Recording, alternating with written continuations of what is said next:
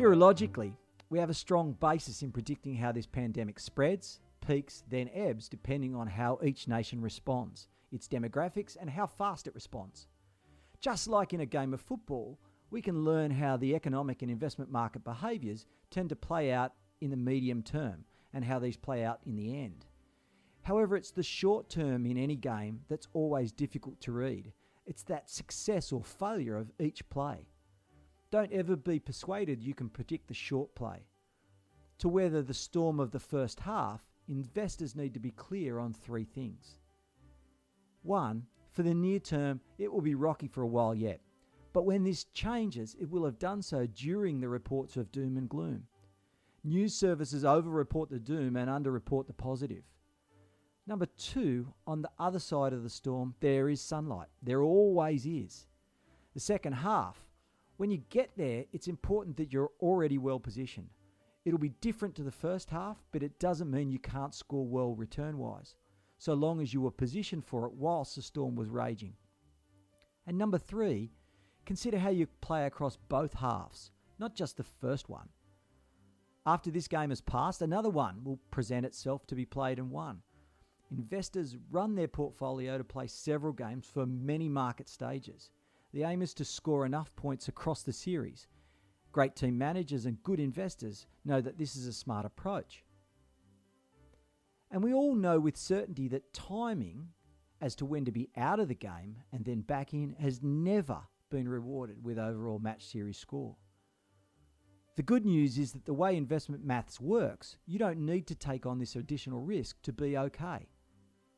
When markets or the game goes a bit crazy and even economies hit a brick wall, always remember that it's a game of two halves.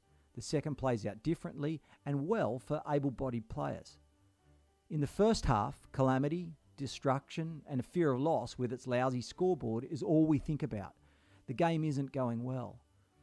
And after large pullbacks in prices and a disruptive recession, how companies and their stock prices recover will differ by business, by industry and even by region.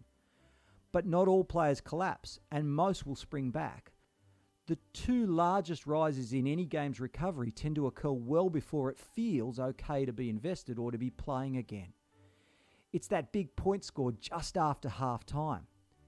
If you miss these two big point scores in markets and they happen in just days with no warning, 10 years on, your investment would only be worth around half of what it would have been had you remained invested, rode out the storm, and stayed in the game. Your portfolio value would be in the bottom half of rankings rather than near the top. We've all been here before, even though it feels like the first time. The last one was just over a year ago, in December 2018, where we saw a severe minus 20% drop in share prices.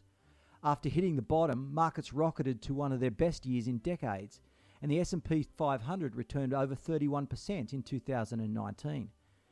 Now this one won't bounce back as surely or as fast, but it will bounce back just like every other one in history. Volatility in prices are normal. What hasn't been normal is in the last decade of virtually no volatility.